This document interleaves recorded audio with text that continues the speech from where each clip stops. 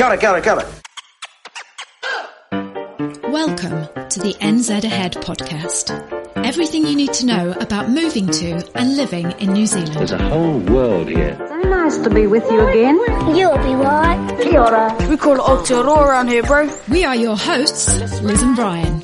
Amazing New Zealand in the southern seas. See, that's where I belong. That's home. Hello and welcome to the NZ Ahead podcast. We are loving doing these. We really, really are. We've had some great feedback from you, from so many people from around the world.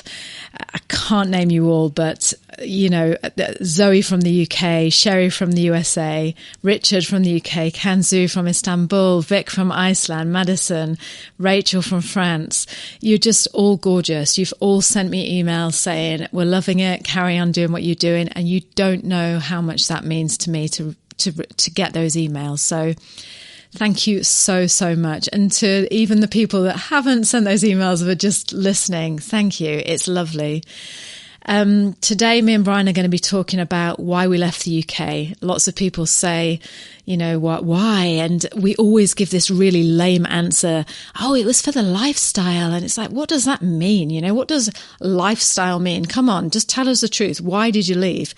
So that's what you're going to hear in this episode is why we left the UK, why we couldn't find what we were looking for in England where we were, even though we had on paper, we had everything, you know, that you would think, well, that would make you happy. It still wasn't enough for us, or it wasn't right for us. And we're going to tell you the backstory to that.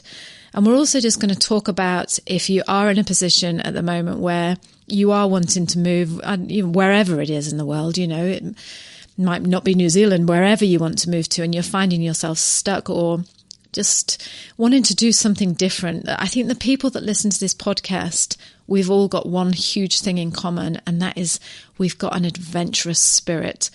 And that adventurous spirit cannot be dampened.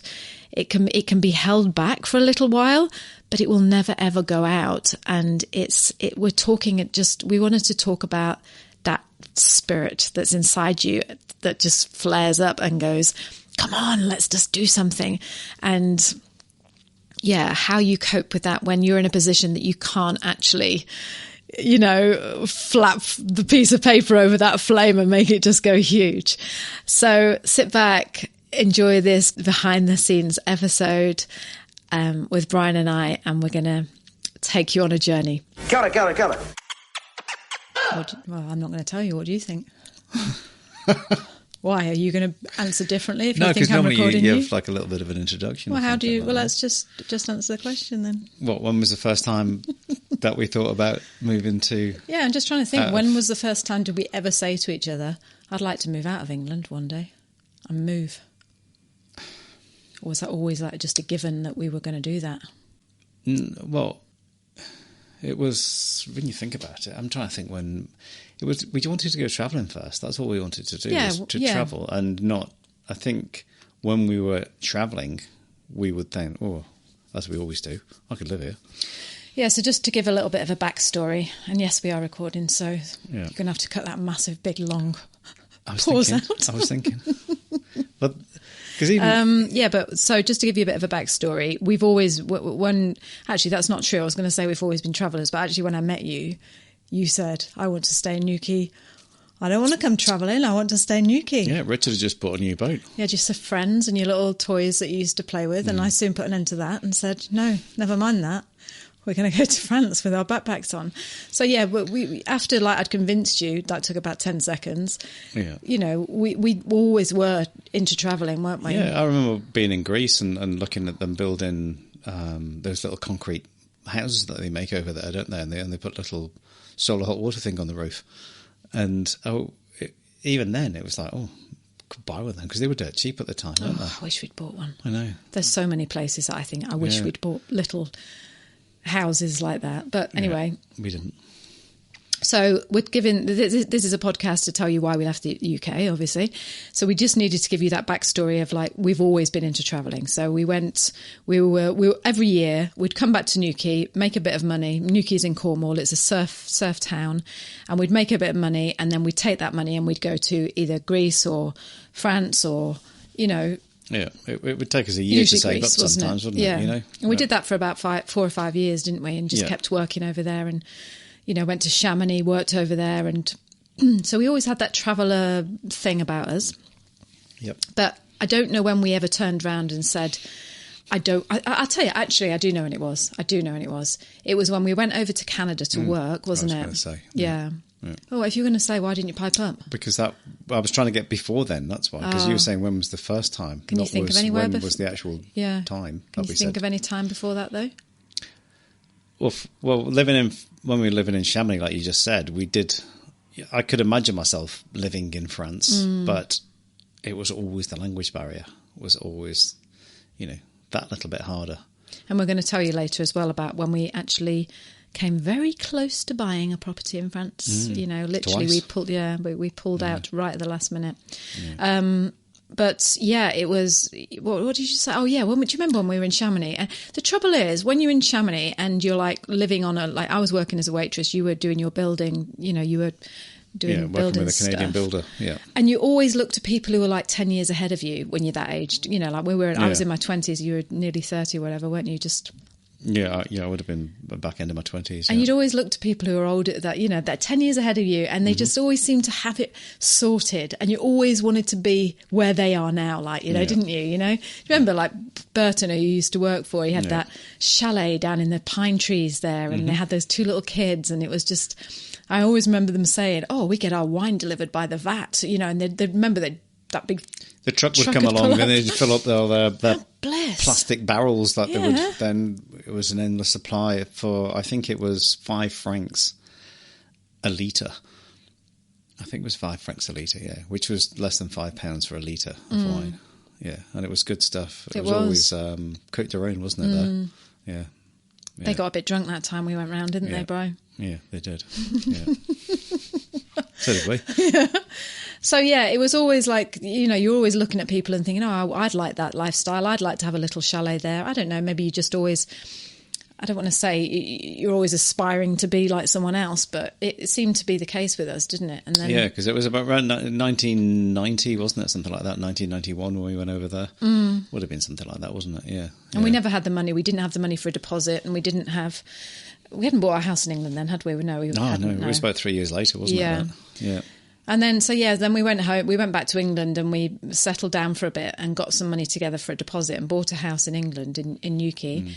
And the cheapest house in Newquay at the time. Yeah, and renovated all that up. Yeah. And then once we'd renovated, we rented it out and moved to London. And while we were in London, we got a job offer to work in Canada as chefs. Even though hosting, chalet hosting, wasn't it? We had never cooked for anyone. Only ourselves. No. This is in the days before the internet. I had worked no one could check on us. So we just told them a pack of lies and said, we used to work in all these restaurants. We didn't bother telling them that we were only waiting on. We were, we're cooks. We're chefs. Yeah. I mean, I'd done hotel cooking, which is not really a chef, as in it was plated meals. Or throw a couple of fish fingers under the grill. Yeah, you know, with a sliced lamb with 2 scoops of mashed, those ice cream scoops with that twizzy thing that you used to press and it would drop the ice cream out. We used to use that for mash. 2 scoops of mash. That'll look nice. Two domes of mash. One scoop or 2. Yeah, 2 slices of that and some, I don't know, green beans, tinned green beans or something. But we had the gall to say yes, you know. Yeah. I did work as a chef at a taverna. Yeah, I know you did. Yeah, exactly. Mixing some cucumber in the yoghurt. Yeah, there you go. Frying some fish and getting lots of burns. Yeah. But anyway, so I don't know why I'm telling you that, but we shouldn't really tell people that we lied to get our jobs. But so anyway, we got this job in Canada, rented our house out, went to job in Canada, lived in Canada for a year. And while we were there, I think it was then, wasn't it? There was like, do you know what? This is a really nice country. Yeah, it's a nice lifestyle that people seem to have, you know, because we were living in a chalet. It was, I don't know, what was it, $1 million Canadian dollars at the time, and that was 96, wasn't it? We were. But the next door neighbour he was a painter, wasn't he? Like, you know, because he'd obviously bought it when, you know, it cost him next to nothing because nobody wanted to live in that part of that neck of the woods. And it was just lovely people, weren't they? It was just like you saw in the movies, wasn't it? Like, you know, we'd be pushing his kids down the driveway on the sleds and things, like, you know, and it was minus 30 and stuff, and it was magical. It was like being in a film living in that year we had in Canada. And don't get me wrong, we were living in this really flash chalet because the job that we got was to host people with a lot of money. A luxury chalet company. Luxury chalet company that were coming over to ski. So they got me and Brian, and maybe we'll tell you this story another day, but once Brian poisoned the If you dream of moving to New Zealand, then you are going to love what I'm about to share with you. 12 years ago, when me and Brian emigrated to New Zealand, we were scouring the internet, trying to find any information that we could about what our life would be like when we got here. And basically all we had was YouTube.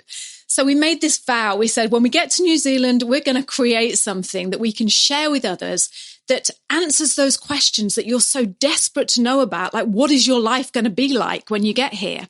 And that's what I'm here to offer you today. We have created a 5-day absolutely free video guide that shows you what it's really like to live in New Zealand. This stuff is unique and it is fabulous. You are not going to find it anywhere else on the internet. And like I say, it's absolutely free. You'll be sent a video every day for 5 days and you will know what it's like in New Zealand. So head over to the website. It's www.nzahead.com/free. One more time, that's www.nzahead.com/free. You are going to love it.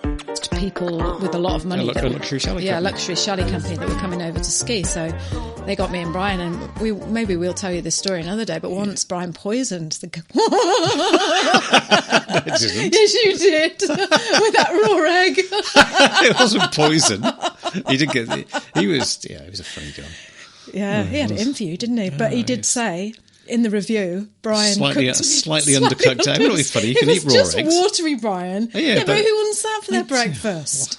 It's obviously never worked out in the gym where he's had to drink raw eggs and stuff. I'm sure he didn't, but that's what he wasn't coming on holiday for, was it? Didn't say be prepared. He wanted a soft-boiled egg, and it was. It was. Slight bit of white around the outsides. And we were cooking to cordon bleu standards. It's just a little bit... it was just a nightmare. Anyway, this is a completely different story. We're going off topic, but we should do a podcast on that because it was just a nightmare. For the first 3 months, we were just half cut every night. Yeah, well, we actually stopped drinking, didn't we, for a time? Yeah, we had to. Yeah, because we were just like getting drunk with everybody. Everything we were putting on the table was just a mess. Yeah, at the time we just got this set of giggles when the lemon torte that we'd made or something just ran out when we cut open the pastry. It was just like, there goes the dessert. Anyway, so that's another story. But while we were in Canada, it was then that I thought, this is a different country to where we live. Everyone's positive and everyone is, that was the word. We even looked at apartments there because that's all you could buy at the time. That would have been affordable to us. It was an apartment right in the middle of Whistler, wasn't it? Because that brand new apartment block. It was something like £125,000. But where would we got that from? I know, exactly. Yeah. But I think we were thinking, we can ask, mind you, we haven't got any, well, I was going to say we could ask my mum, but she wouldn't have had it. Yeah. But yeah, it was one of those places that you just think, imagine if you'd bought back then. Yeah, but it would have paid for itself because you would have just rented it summer and winter. Yeah. So anyway, that was our first time that we went over there and we're like, there's a better option than England. Mm-hmm. And yeah, it was just... It's not so much better, it was different. Was it better? Is anywhere better than England? I don't know. It's like... It was better for us. But do you know what I've written in my notes, Bri? Because it's so hard when people say to you, why did you, what is it? Why did you leave? It's such a hard thing to answer, though, isn't it, when you think about it? But I think the main thing with me and you, and we're going to talk about this later, was the positivity in those countries. But that's what we loved. That's what just felt so different about Canada. We have talked about that in another podcast, that positivity, haven't we? Saying hello and everything. And it just, everything seemed like it hadn't been done before. That you could just go and do something. Yeah. And the other thing as well is it was an adventure. it was always an adventure for us, wasn't it? Just like going to Canada and lying about our cooking skills and you nearly killing that guy with your raw egg. with the one raw egg. And then telling your brother that you were a ski guide and then him twisting his cruciate ligament. Snapped his cruciate ligament. Let's not do that again, hey? But it's an adventure, you know, it was an adventure. So when we came back from Canada, obviously we didn't have 125,000 to invest because we were only young. We were only in our 20, I was like 25, I think 26. Yeah. And you were, 8 years older than me. Yeah, 33, weren't you, or something like that? Yeah, wasn't it? Yeah. And so we came back and we like I said, we bought this house in Newquay and that was paying for itself. And then we decided that we wanted to move. When you say that was paying for itself, we'd rented it out to go That's to what Canada. I mean, yeah. And also it'd gone up in value because we'd done it up. Yeah, but we made £20,000 on that but we house when we spent sold it. $25,000 on it, Liz. I know. And we sold it, I think we made £3,000 profit. But you can't look at it like that. No, because it's what you invest it over 5 years, isn't it? I know it was a bad investment, but it wasn't a bad investment. It just you didn't make as much as what you know. Yeah, but we sold it. We'd put sweat, blood, and tears into it, and then we sold it 4 years later for 23,000 profit or whatever. No, 23,000 more than we paid, and you worked out that we'd spent 20,000 on it, so we actually came out with 3,000. Okay, extra.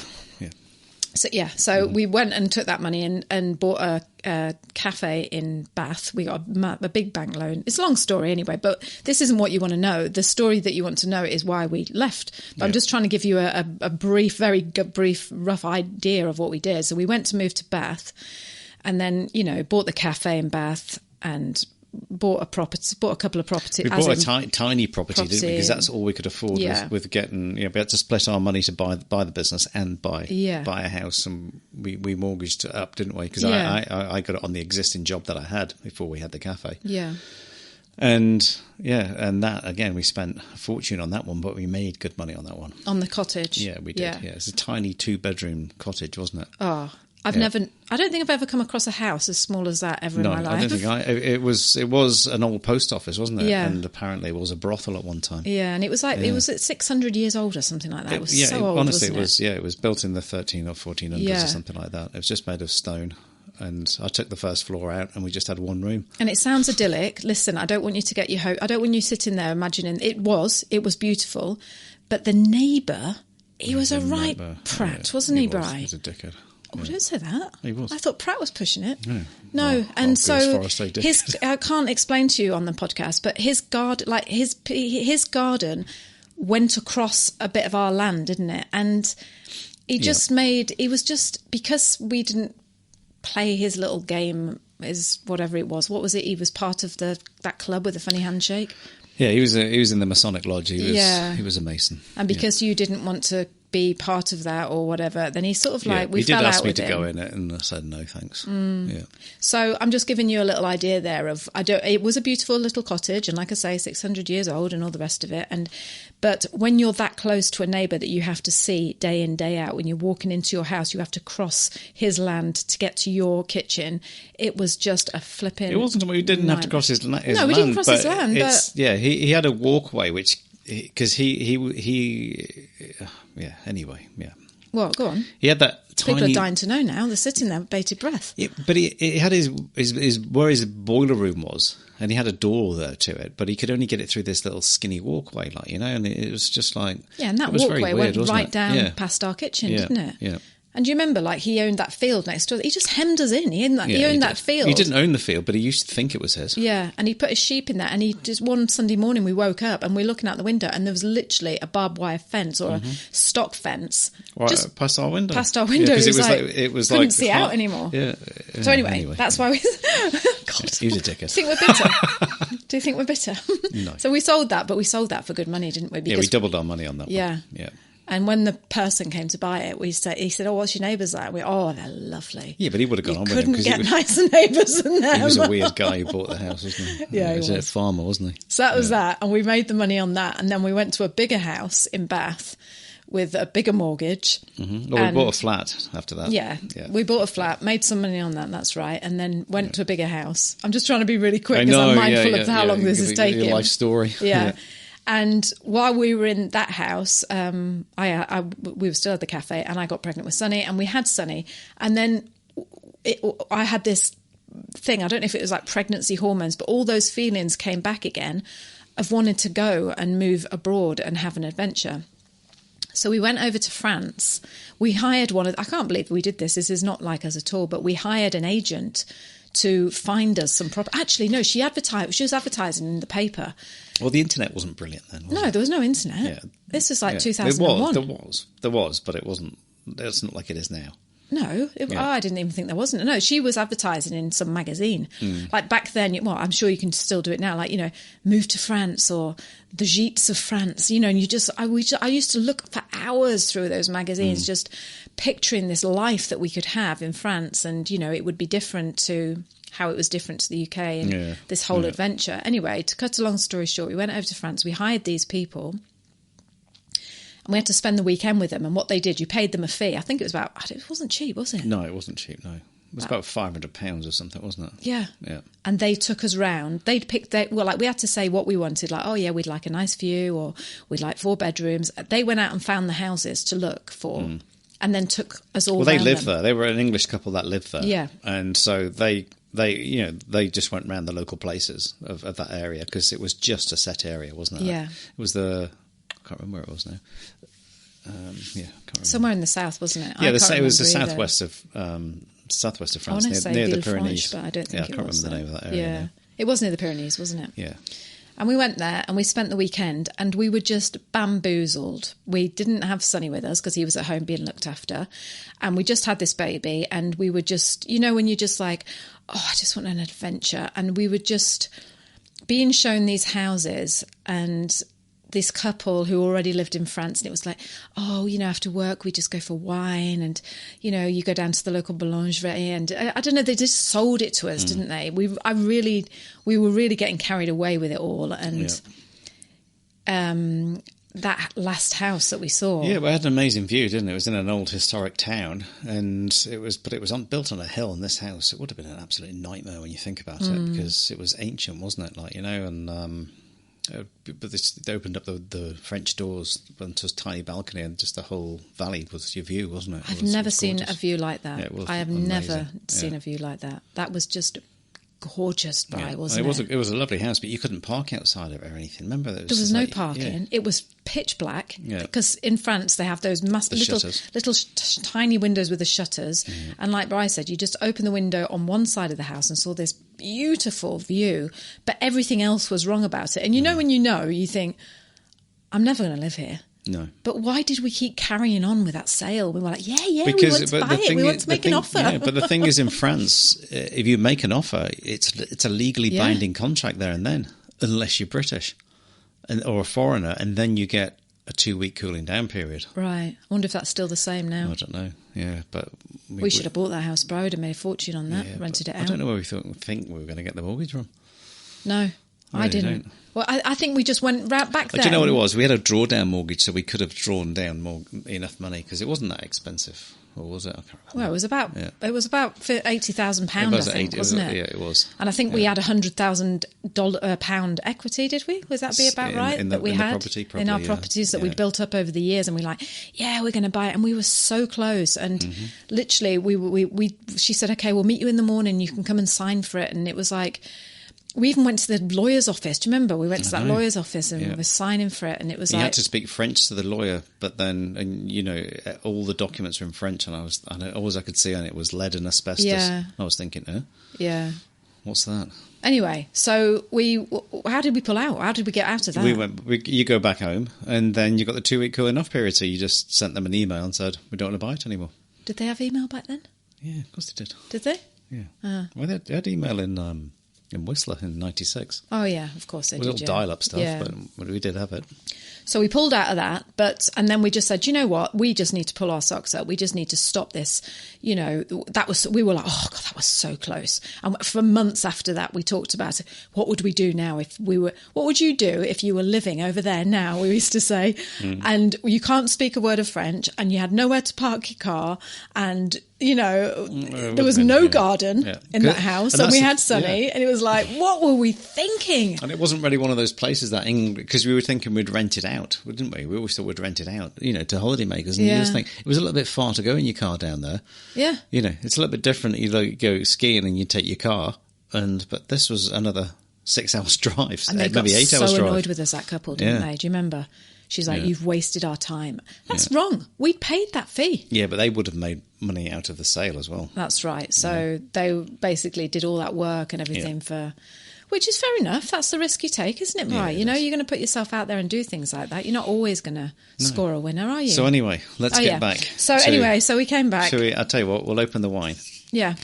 No, you better not, because otherwise it'll take me even longer to tell the story. But anyway, so we came back, and and then we said we're going to pull our socks up, and we're not going to emigrate anymore, because we just need to stop being silly. We're nearly wasted our money then, and so we went home to England, and we said, look, what do we want? What is it we want? Right, we obviously want this beautiful country lifestyle living. Yeah.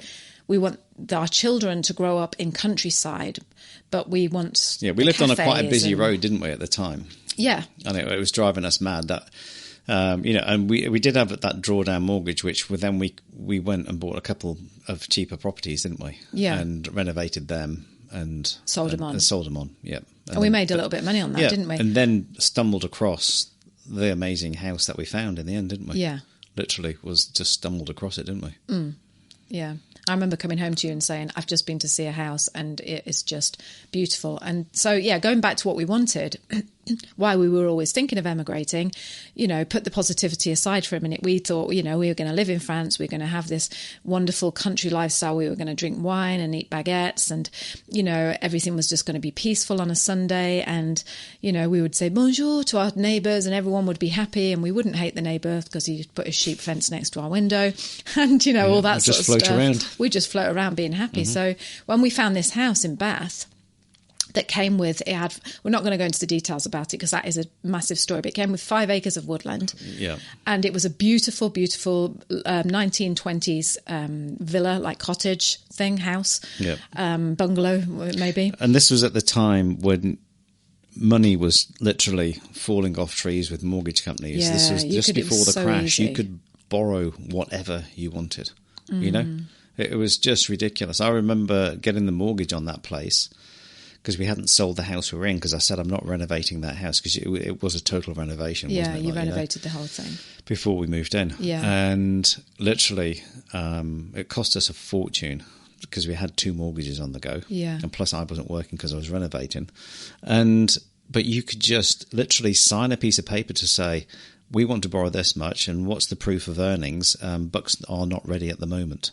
Is that what you wrote? That's what we wrote. That's what the guy said. You can just write this, and they'll pass it. Oh God! Amazing, wasn't it? Yeah, but that's why so many people got into people got so much trouble, and massive amount of trouble. 3 years later, 4 years later. Yeah, like you say, we didn't have the money for that mortgage, and they were just like, you know, they gave it to us. Yeah.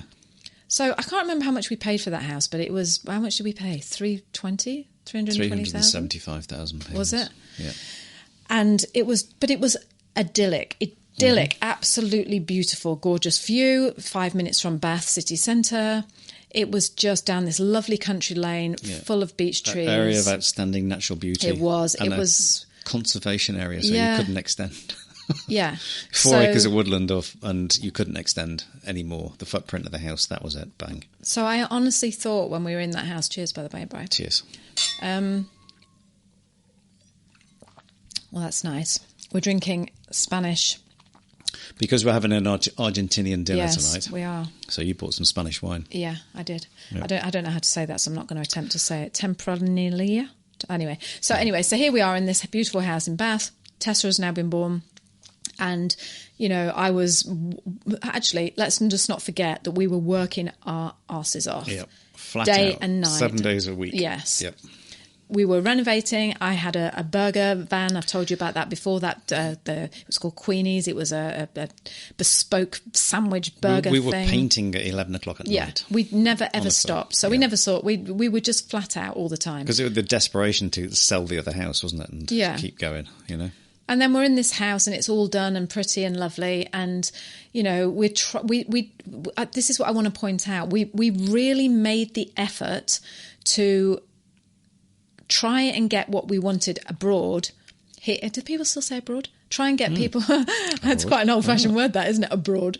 Try and get what we wanted by emigrating. We wanted to make it in England. Happen in we? England. Yeah.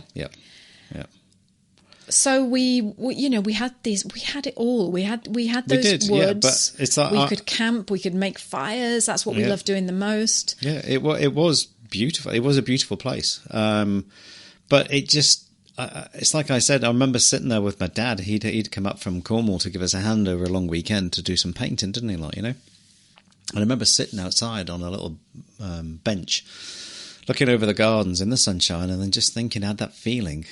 Oh my God, this is not the forever home. It doesn't feel like it's ever going to be forever, like, you know? Because sometimes you go in a place and you think, you know, people just, this is it. I'm never buying another house as long as I live, because this is the ideal home. And that was ideal. It was gorgeous, wasn't it? Like, you know? I thought that at first, Bri. When we first moved there, I thought, I'm never going to leave here. Yeah. I loved it so much. Why did I have that feeling? Because I loved it, but I just knew I wasn't going to be there. It's almost like it was a premonition, like, you know? It was weird. Yeah.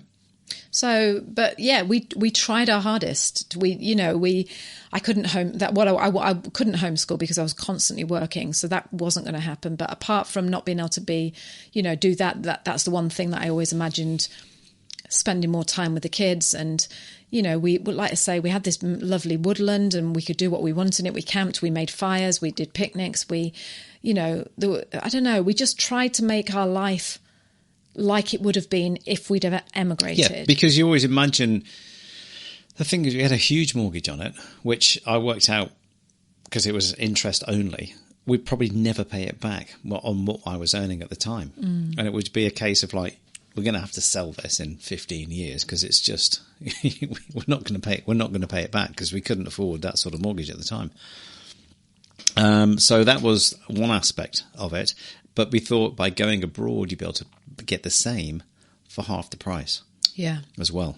Yeah, we thought. Realistically. Yeah. So were we looking for just more that it was? I'm not being funny. It's property in France was cheaper, wasn't it? But the UK market forget was. France. We didn't want to move to France anymore. You know, but we knew we could get good value there. But we had our eye on Canada. Canada had always been this, you know, like you always have a place that you always harp on about from your youth. And Canada was that for us. We have had and have amazing memories of Canada. The Canadian people are just gorgeous. Yeah. And so we had it in our head that, shall we go back to Canada and give it a go? So while we were in Bath with this young family, we booked a trip to Canada, didn't we? Yeah, we did, yeah. Go and see if, like, we need to put this to bed once and for all. Yeah. Let's just go and see if Canada is for us. Yeah. And we may well have chosen the wrong place because we wanted to be by the sea, but we wanted to be in Canada. Now, if you look at Canada, there's not that much coastline for the size of the country.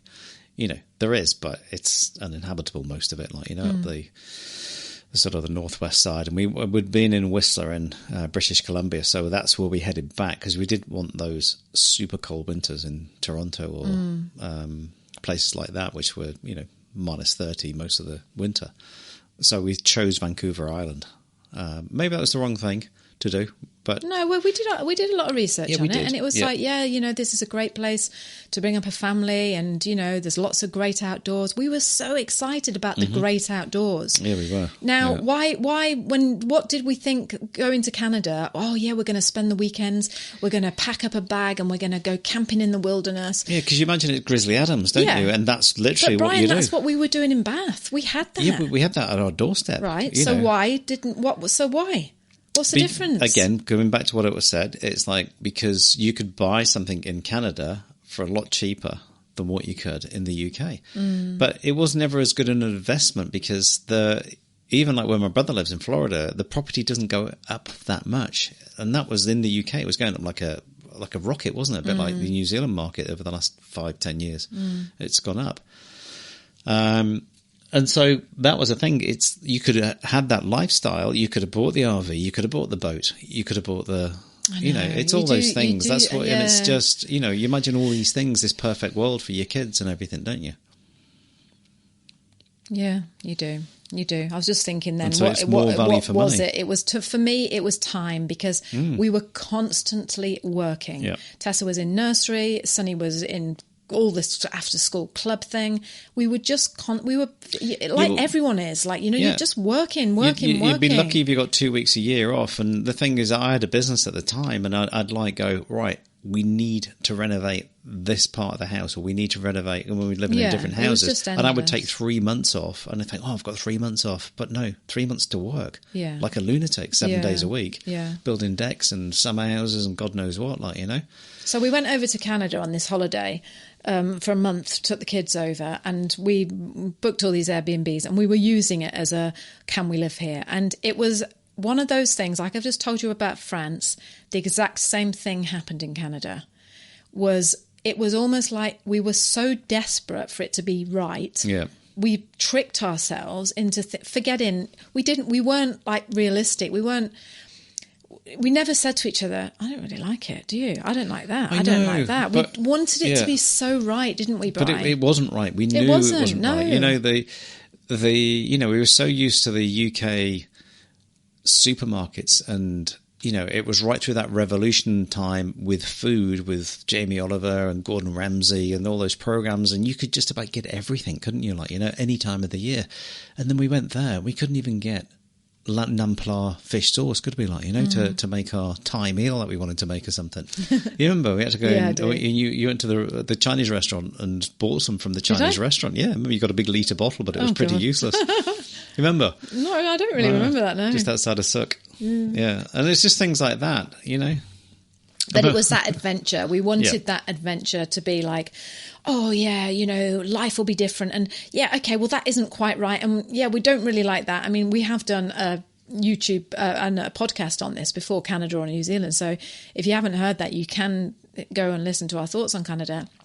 But we kind of just, because we wanted that change and we wanted a break, we wanted something to look forward to. We wanted to break this bloody treadmill that we felt like we were on, even though we were trying so hard to look, let's go camping this week, and look, let's go to Brighton with the kids. Not Brighton, Bournemouth with the kids, even though it was a 3-hour drive in the car.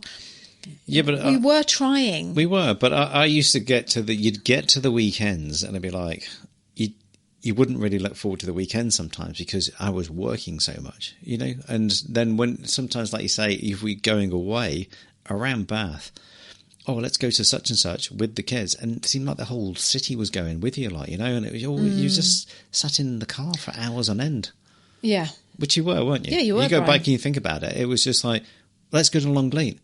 Well, there's a queue back to the roundabout, which is 3 miles from Longleat. I know. Do you remember that? Can you remember that? And it's just like, imagine if you lived in, what was it, Frome? It was close to Frome, wasn't it? It was just like, you had to divert and go the other way. Yeah. You just used to see people turning around all the time. So anyway, we go to Canada, and then we come back from Canada, and we were like, do you know what? Let's just put our immigration papers in. Let's just go for it. We'll go for a year. We'll go for 5 years, and we'll see what it's like. Both knowing really that it wasn't the place. Yeah. It just wasn't. It didn't feel like, yes, this is it. It did it, Bri. It did. Well, and there's so many things. And we said it before, and it's not. This isn't against America or anything, but it just felt a little bit too much like the USA when we went back. Yeah. It just, it was all different. The same. We had kids. It wasn't the same. It just wasn't. It didn't have that. I don't know. I used to find in like Vancouver Island, I'd be driving around and think I'd love to go to that mountain, but there was no road to it, because it was just forestry. It just didn't. It wasn't a farming place, and it just. I don't know. I don't think there's any right or wrong, and I don't think because so many people move to Canada and love it. But it just, the point here is, it just wasn't for us. No, it just didn't feel right. But we wanted it to be because it would have been convenient. It's so we close still to came back, England. Put our immigration papers in. We did, yeah, because we still wanted to try it. That's what I mean. We wanted to try it. We wanted an adventure. And you can't get in that. unless you've got your papers, And so we put in and bloody hell, that was hard. Yeah, it was £3,000. I think it cost us. It was. We invested so much money, and we were like, oh yeah, well, this is going to work. And then in the meantime, you might know this story already, but in the meantime, my sister emigrates to New Zealand, And my mum wanted to go and see her and paid for me and Tess to go with her on holiday. I mean, I was like, I just didn't want to. I was like, no, I don't want to go to New Zealand. And Mum's like, oh, please, Lizzie, just come. And I'm like, Mum, we're trying to get the house ready for sale. We've got our immigration papers into Canada. There was a lot going on. And you couldn't afford it neither. Yeah, really. And I didn't have, but she said, I'm going to pay for you. She said, she did. Yeah, she said, I'll pay for you. Yeah. And it was like, oh, go on then. You know? All right. If you insist. So, yeah, me and Tess went over with Mum to New Zealand for 3 weeks to see my sister who lived in Gisborne, who'd been living there for a year. And the rest was history. It was literally, I came over here and to New Zealand and just absolutely fell in love with it. Absolutely fell in love. Now, what it was about it I fell in love with, I don't know. But what I'm saying to you, and I hope it's coming across on this, is you know how some things don't quite gel, like France, like Canada. It didn't quite gel. It just wasn't there. That feeling in my heart wasn't there. New Zealand, even though it had a lot of things that weren't quite right about it, like it was like, oh, I'm sorry, where's all the shops?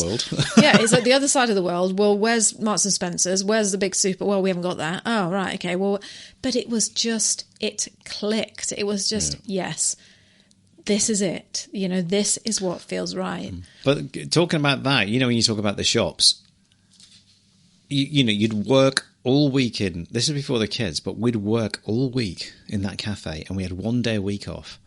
And you would go to the shops. And I remember going, because you had no other time, and we used to get about 10 days a year off to go on holiday because we didn't have no one to look after the cafe apart from us, and the staff weren't capable of looking after it. You'd go on a Saturday and you'd go, oh, I'm going to go and literally spend £500 each. I know. And that was the beauty of coming to New Zealand, was like, I'm not in that retail circle anymore. But you know what, Brian? I think that's state of mind. I really think exactly that's a state because of mind. we just worked and 1 day a week. You just want something to try and make you happy. Oh, I know, I'll buy a new CD rack, that'll do it. Yeah. You know, or I'll buy a flat screen TV, that'll make me happy. Yeah. And you'd be working 12 hours a day and literally got 1 day a week off. But I don't think that's, wasn't it? Yeah. But exactly. That's what you do when you're young. You need to get not out. Not even just when you're young. It's just like even, you know, before we left. I'm just saying to try and make money. So you just work all the hours God sends you, don't you? Yeah, you do, Brian. Yeah. So okay, but before we go forward and say about the story about moving to New Zealand, is like, why didn't we just go, okay, we've got this massive mortgage, we live in this fancy city, we're working constantly, we've never got any money, yes, we've got these woods that we can go down and play in the weekend, but to be honest, we're always so knackered. But you're up to your eyes in debt all the time. Up to your eyes in debt. So why didn't we then, Brian, go, right, let's sell up and let's go and live in the middle of Scotland. Yeah, but where? Hang on. Go and live in the outer bloody Hebrides. Go and live in the middle of Wales where there's no one, and you could have found such a cheap little property. Just think about it for a minute. Yeah, why didn't we do that? Because we did look at Wales once, and we took a week. Yes, we did. We went to Wales for the weekend to see if we could see some cheap properties. Did we? And it was just like, nope, don't really like it here. Oh, you don't remember that? No. Going around the valleys. No. And it just didn't. It just didn't really. You know, I couldn't read the road signs. Exactly. I'm just wondering if it's just for people who emigrate, and I'm talking to everyone out there who's ever wanted to just think, do you know what? I just want to go somewhere different. Why? And you will always have people who say to you, "Oh, we've got that here." I'm sorry, we've got the Lake District. If you're French, it's like, well, I'm sorry, you've got the beautiful mountains in France. Why do you need to move to New Zealand?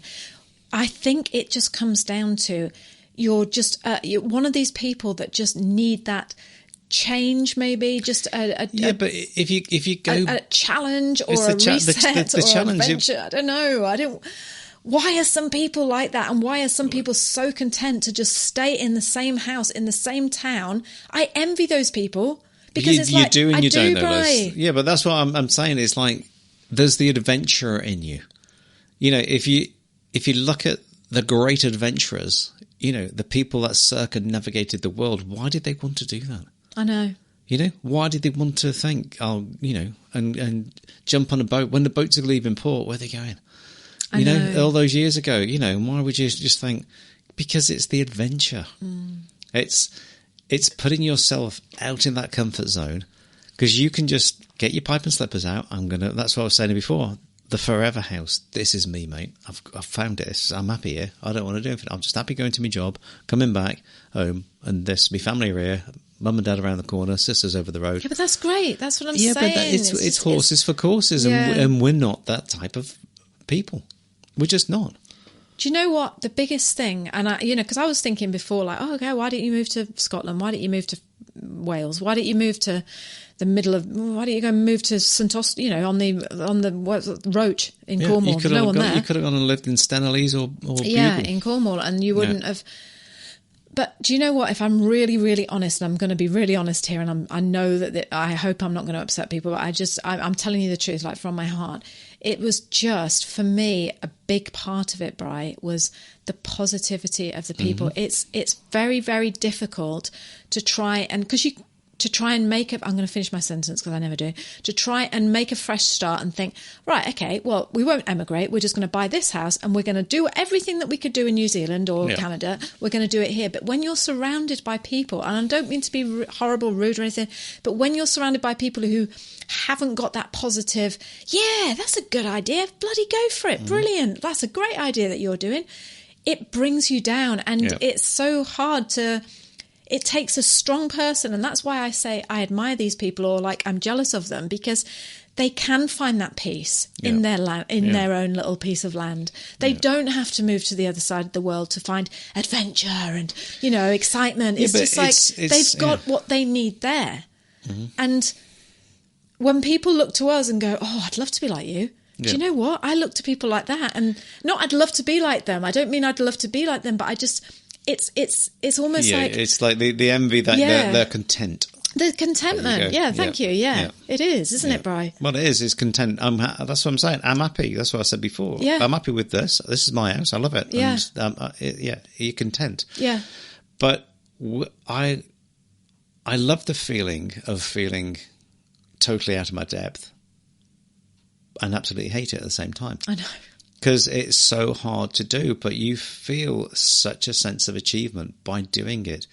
Our philosophy has always been, you can always go home. Yeah. You can always go back. All right, I might lose bloody everything, so what? Start again. And it's like, you prepared for that gamble? Well, yeah, because if you hold on too tight to those things, you're never going to do anything other than just that. Mm. And that's the thing, and I think that's the thing that I hear a lot with people wanting to move abroad, move to a different country. Oh, yeah, but I've got to pay the mortgage first, and I'll come out with nothing if I leave this. And you think, well, you're never going to do it then, are you? Mm. You're just not going to do it because you're going to make an excuse every time. Take us, for example, we've pretty much... We've just told you our life story, how we've bought and sold houses and cafes and bought and sold that and made all this money and all the rest of it. We've pretty much, I don't want to say lost all our money. Yeah, but we lost a load of money. We've lost it because we've got, we've hanging on too tight. Yeah, no, I don't mean that, Bri. What I mean, we're hanging on too tight not to bring it over now. No, I don't want to. I'm not talking about that. Yeah. I'm not talking about the conversion and all the rest of it and how we lost money on the currency. What I'm talking about is. We are in no better position in New Zealand now, 25 years later, than we were when we were in Canada trying to think, how can we buy that little flat in Bath? We're in no better position. Yeah. And that's because we keep spending our money and, travelling around the world. And you can't take it with you, Liz. You can't, Bri. Yeah. And it's frightening. It's frightening because you think, sure, well, what are you going to do when you're 80 then? Because then you're not going to be able to go. But there's just something in you that just thinks... It'll be all right. We'll work it out. And I know we will. Yep. But it's fucking terrifying sometimes. Yep. And I don't know where this is going. This is just going completely in the wrong direction. What we're trying to... Oh my God, I'm so scared. No, but what we're trying to talk about is to not be scared. It's fear that stops you doing... Excuse me. It's fear that stops you doing 90% of anything in your life. And it's fear that, if I go there, I won't have any healthcare. If I go there, I won't have this. If I go there, I'm not going to be in a good a position as what I am here now. And it's the fear. And it's like, well, it's only you that makes it different. But that wasn't really the direction that I wanted that to go in. What I wanted to say was, because I'm seeing so many people who can't emigrate at the moment. Well, we both are, not just I'm. There's hundreds of thousand people that can't emigrate, because normally that's how many come over each year into New Zealand. People leave, people come back. You tend to think, well, I mean, these people... So just take, for instance, we've got this little community Slack group that we made, a membership group for people who come to New Zealand, right? And there's people in there from South Africa, from Belgium, from all over the United States. Iceland.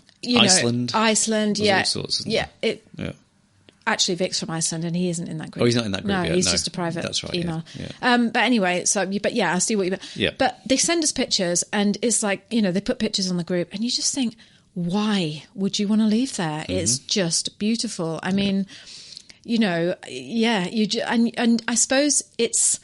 Oh, Liz, what am I trying to say? I'm just trying to say that... But New Zealand might not be that... No, hang on, because you're just going to just interrupt, and I'm just trying to think, Brian. I'm holding my head. I'm trying to think. I can see you holding your head. I'm going to pour Beth No, don't give me any more wine. No, I won't. But I'm just trying to think, can you make it work? Like we did for all those years, you can make it work, but you're never going to lose that adventurous spirit of wanting to move. You're never going to... If someone says to you, okay, you can't move to New Zealand now because the borders are shut or whatever, or you haven't got enough points or whatever it is... You're going to go somewhere else. You're going to do something different. You're going to have another adventure in your life because that is in you, isn't it? Yeah, it is. It never the thing is, be dampened. Are you going to keep... Not for long. Yeah, but you're going to keep talking... We've said this umpteen times. Are you going to keep talking about it and talking about it? And then you get to an age of your life that you can't do it because you can't get in there at that age and this, that. Or do you just think, let's stop talking about it and let's do it? All right, let me give you an example then, Brian. Yep. Say if we wanted to go to Canada and we wanted to go to New Zealand, and you know how we felt, how we were like, we just want to move, we just want to get some positivity in our life. That's what the draw was for us. Yeah.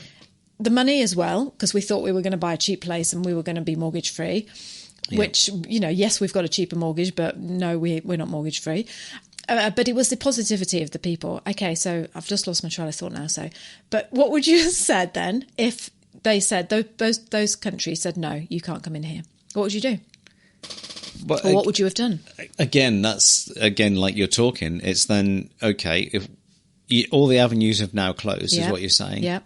Then we're going to have to make the best of what we have here. And how would you have done that?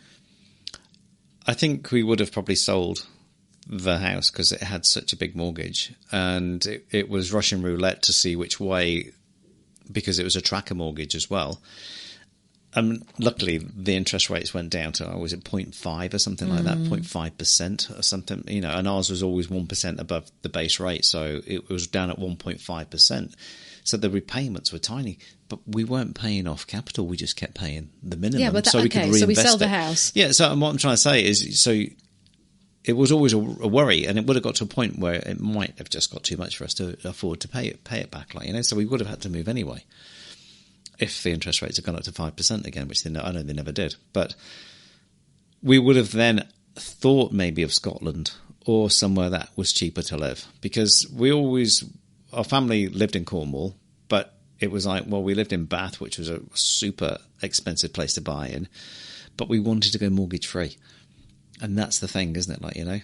It was like, let's go mortgage free, so we'd have to buy something outright. And you couldn't just buy a plot of land and build on it like you can in New Zealand. And we knew we could do that, Yeah, but that's what I'm saying. You haven't got that option, Brian. You've been turned down. You're not allowed in. So do you think, I know all that about the mortgage and all the rest of it, but do you think we could have satisfied that adventurous spirit, that desire to just have that change and that adventure by staying? Think about this question. By staying in the UK. Yeah, we could have, because we even imported a big fifth wheel camper caravan that went on the back of your pickup truck. It was huge, wasn't it? It was 35 foot long or whatever it was. And so we were trying that tiny, homey, could we live in a campsite type environment, and it was like, no, that's not going to work. I think we could have if it was just me and you, but not with the kids. Yeah, with the kids, that's what I'm saying. So, and we dragged it around Europe, didn't we? Over a 6-week period, wasn't it? Or whatever it was. And you just think, we tried, Liz, we tried so many different things. But I felt more settled in New Zealand than what I did in the UK. Yeah, so do I. But why? Because we've still got money issue. We've still got a mortgage. Because we still work all these hours. We've ended up with an amazing house. Maybe that's probably. I don't know. I don't think the house comes down to. No, but it does. I don't think so. I know we've just spent 3 days in the garden. Do you know what I think it is, Bri? It's what we were talking about positivity? on that. Yes, I think it's just positive people. Now, if you can't move and you can't get out of your country, then what I suggest is you surround yourself by like-minded people that feel the same as you, whether that be join a community group online or whatever, or just make friends with people who love traveling and can't at the moment. I don't know. It's just, I think that's so important. We never had that. And don't get down that it's not happened for you, and make the best of where you are. Oh, Bride, do you know what? I've got a really nice quote that I found. It said, "Stay positive about what's to come by being consistent with your change now." Yeah. I love that. Yeah, that's so true, isn't it? It is. Yeah. Stay positive about what's to come. So you are going to have that adventure by being consistent with your change now. And it's just, I love it, because it's just... it's just you're just feeding that adventurous spirit by just putting little changes in place. Yeah, and that's maybe if we'd have stayed in the UK and found those positive people that, but it's like that saying that, hang around or hang out with like-minded people, because, it's if you hang around with people that are negative and dragging you down, you will go down the same route and drag down with you. But it's like, if you're in a you want to start a business, then hang around with business like-minded people. Yeah, definitely. Because there's so many people that say, you don't want to be doing that, get yourself a proper job, mate. And I thought, well, what's a proper job? Yeah. So true. You don't want to mess about on that bloody YouTube and we stuff. always talk about that in Chiang Mai in Thailand, don't we? Chiang Mai is a hub for entrepreneurs, like digital nomads. People who want to start businesses online, and oh my God, it's contagious. Yeah, it was great. We went to a few meetings there, didn't we? Yeah, we did. And you just all of a sudden you got this buzz, and it would make the hair stand up in your arms, and you're like, wow, everyone's doing it, and nobody would tell you exactly what they did, because that was their niche, wasn't it? But you knew that they were making enough money to support themselves with a laptop and living in Chiang Mai. Yeah. And that's the other thing as well, is we're trying to think of, things that you might want to hear about. Is like, we went traveling around the world, and then while we were traveling around the world, we said, look, we don't ever want to go back to working for people or working working all those hours. It wasn't so much working all those hours, because we still work all those hours we do. now. Yeah. What we're talking about is being location independent. Location, not geo. Yeah. I'm thinking of geolocation. Just location independent, where you can work. Making money online that we can take anywhere with us, because we want to travel the world again. So it's just, we want to keep going. So it's just like, we want a job that can do that. But that's, if you want to hear about that, then just please maybe just drop me a line, liz@itsadrama.com, and just say whether you'd like to hear that story. Because again, you're like, do you want to know about that? But I don't know. Do you just want us to talk about... so many people must think about wanting to not have to work a 9 to 5 in an office. I know. There's so many people out there would love to do that. And it's not like, oh, hey, look, we've done it. It's been hard. Well, we're doing it. And we're doing it. And we're still, we're still struggling. But we're progressing in the right direction. Yeah. But my God, it eats the hours. I think I'd probably be earning 3 times as much at the moment if I went and did all those hours, doing plumbing again. Who cares? But Who cares? How that's happy the thing, are isn't you? It? Exactly. Yeah, I am super happy with what we do. Say it again. I am super happy. But the thing is, you can be earning $2,000 bloody dollars a week. Say $3,000 a week. The money. And someone says, "Okay, you're going to earn $3,000." Why are we even talking about this?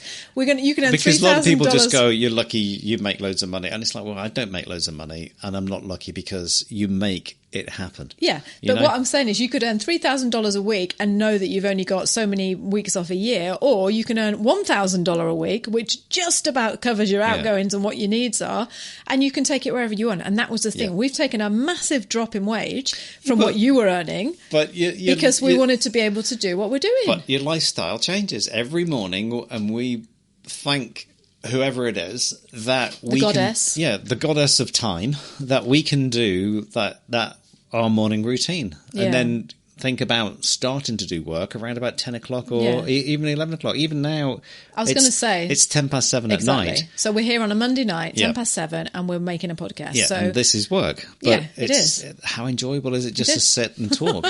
Right, see ya. No, it's true. So we have veered off the topic a little bit there, Brian. Yeah, but we were supposed to do this at 2 o'clock today.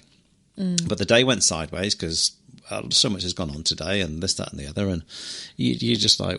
But here we are. Yeah, just to give you a heads up, because she is going to come on and talk. I'm trying to convince her to come up and talk about it. But Tessa has decided to. I'm not going to say. Decided to step up is what I'm going to say. She's decided to step up, to leave her studies where they are, and to open another door of opportunity and to step up into life and go and get life experience. So you can take that as you want to take it. So some people it would be like she's dropping out. To me, and to Brian, it's like she's stepping up. Yeah. And so she's very, very shaky about that at the moment. She's very nervous about it. And I said, it would be great if you could come on the podcast and talk about that, Tess, just about how you're feeling. And because she's got all this peer pressure of like, what, you're not finishing your exams. Yeah. What's that all about? But that's the way we're brought up. That's about the positive people that we're talking about. And that's what I said to her today. I said, surround yourself by people. You need to surround yourself by people in your industry, Tessa, that love the arts, that love creativity. Yeah. You don't need to be surrounded by people who can only see that one way of you need to get your exams. You need a degree to get a job in life. No. And you're like, okay, this day and age, you don't. You don't. Unless you want to specialise in something. But I'm not saying there's nothing wrong with degrees, but if it's not working for you, then it's time to. If you've got a positive attitude, you're not dropping out. You're stepping up. It's so true what you've said there. Yeah, I haven't heard you say that before. No, you haven't heard me say it. And the reason that we didn't do this podcast at 2 o'clock is because I was taking Tessa out to lunch, and basically just talking to her for 3 hours about these decisions that she's made. It's not something she's come to lightly. No, it isn't. This has been going on for a while now. She's been getting excellence and all sorts of stuff in everything she's been doing. Regardless, it doesn't matter. That's what I said to her. You will be brilliant at whatever you do if you put your mind to it. Yeah. If you want it to work, you will make it work. Yeah. And this is the same thing about, I suppose, going back to the emigrating thing, is if you really wanted to make it work where you are, you will make it work, won't you, Brian? I mean, if you really put your mind to it and go, right, let's sell this house, let's get rid of this mortgage, let's move into the middle of the country, but it's the positivity, isn't it? Oh no. And then surround yourself by positive people. That's the last piece of the jigsaw. Yeah. And the worst thing is when we were talking about this morning, when we went for coffee this morning to discuss the week of what we're going to be doing, and even today, and we talked about this podcast at 7 o'clock this morning at the cafe, didn't we? Yeah. And what we were talking about when we then was like, because we listen to lots of podcasts and things like that, and sometimes it's not great to hear a podcast when someone's done it, and it's kind of hard. When we came to New Zealand 12 years ago, it was a lot easier. It's just got harder literally in the last 6 months to get into New Zealand. It has. So that side of it, timing with us was lucky, but there are still opportunities to get into New Zealand, but it's a lot easier to get into New Zealand if you've got a degree. Yeah. Yeah. Or you've got a talent. Yes. So you can come over on a talent visa. Yeah, but this isn't. But you could be an actor or something like that. So you don't need a degree in that, but you could be brilliant at what you do in your field. Yeah. And so you'd come over on your talent. I think if you're going to take anything out of this this podcast was never about moving to New Zealand or anything to do with New Zealand. It was why we emigrated. It's about going abroad. You can take New Zealand out of it, can't you? And it's just about change, Brian, because you can apply this to anything. Yes. How many times do people go, oh, if I had that job, I'd be happy. Yeah. If she was in that school, I'd be happy. If we had that bloody couch, we'd be happy. But what I'm saying is you can make those changes in your own country to a certain extent. You can. And that's what the beauty of this podcast is about, isn't it? Yeah. You're never going to take that spirit away from you. You're never going to take that adventurous spirit, and you never, ever want to take that away. Because somewhere along the line, that is going to come out, and you're going to have the biggest adventure, you know, whatever it may be, you know, it's going to happen for you. But in the meantime, I think just if you are in that position where you're thinking, oh, well, I'd love to do that, but I can't, then just try and think about all the things we've said. But my one piece of advice would be to surround yourself by like-minded people. That is the key. Definitely. I think is the key, Bri. Yeah, and you know, that's the thing is like a lot of, when you're in England, a lot of people the dream is to go and live in Cornwall or Devon by the sea. Yeah, it was our dream for a long time. Yeah, but we grew up in Cornwall. Yeah, but we wanted to go back there, but we couldn't afford it. That's it, because you moved out and then prices go through the roof. Yeah. But it's not so much couldn't afford it. We wanted to live in those set areas. We could have gone and lived in the middle of Bodmin, like, you know. But anyway, again, we've been over this ground, so we're going to wrap it up now, because it's an hour long, and God, that's just gone so quick. It just zooms by, doesn't it? Yeah. So have you got some words of wisdom? Do you know what someone said, Brian, about you? What, it was actually Rachel. Chap. No, apart from being a handsome chap, it was actually Rachel, my friend Rachel, who lives in France. She's American. She lives in France. Yeah. And she said, Brian the Sage. So what is your word of wisdom? Ooh. What is your word of advice, Brian?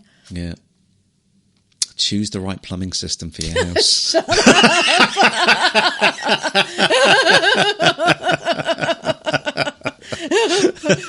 Big bore pipes.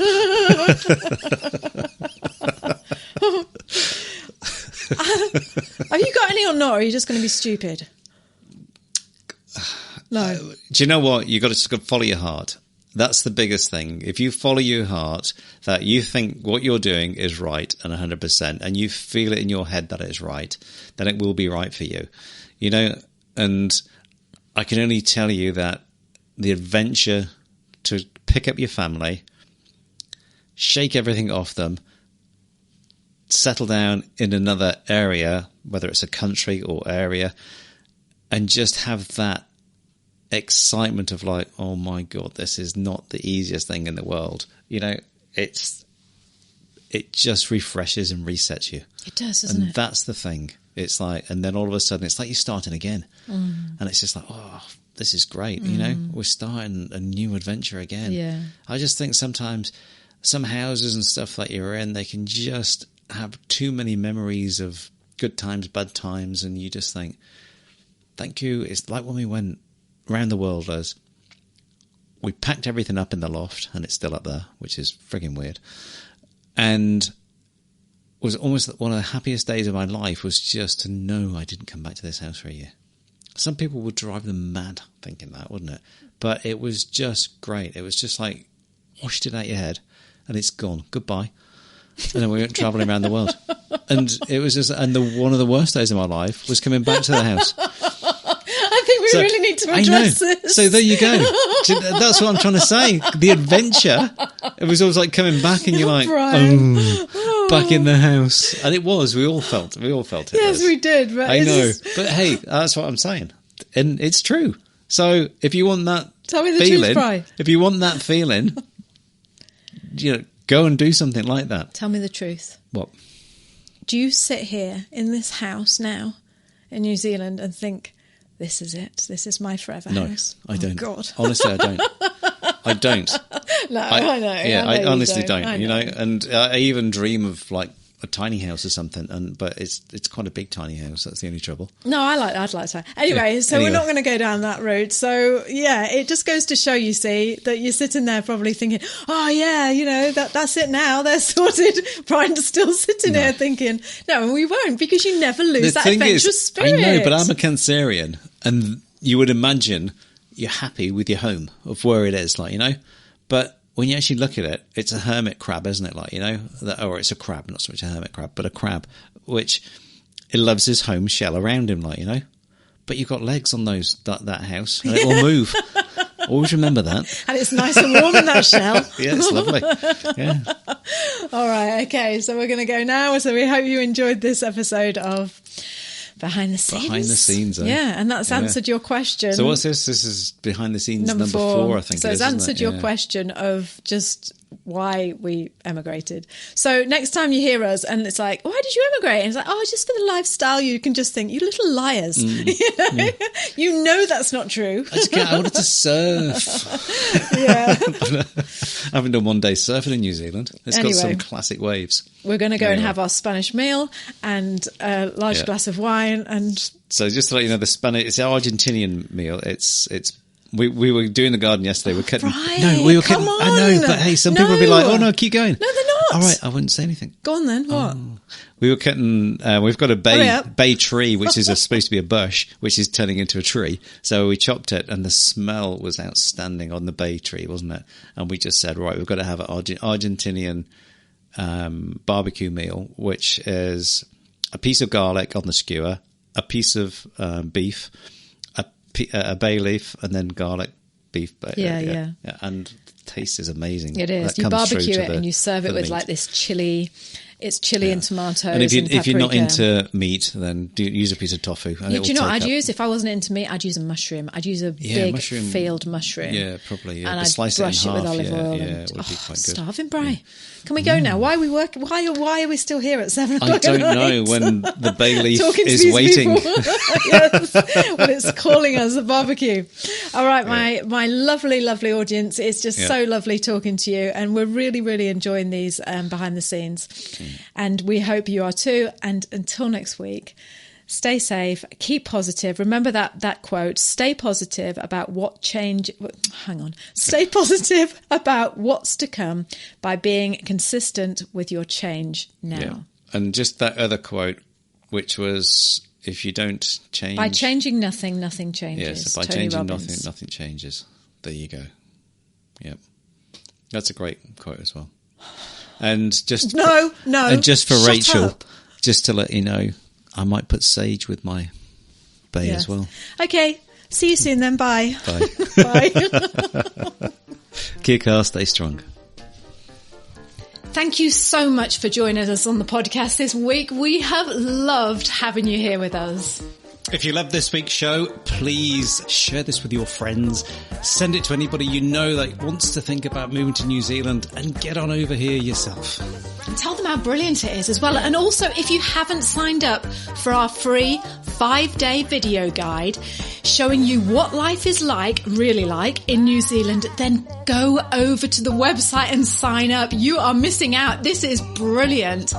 Go over to www.nzahead.com/free and we will send you 5 days worth of videos about what life is like in New Zealand. You are going to love it. So one more time, that website that you need to sign up for the free 5-day guide is www.nzahead.com/free.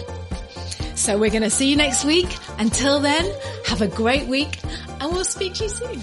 Bye. Bye. Say bye again. Bye. Bye.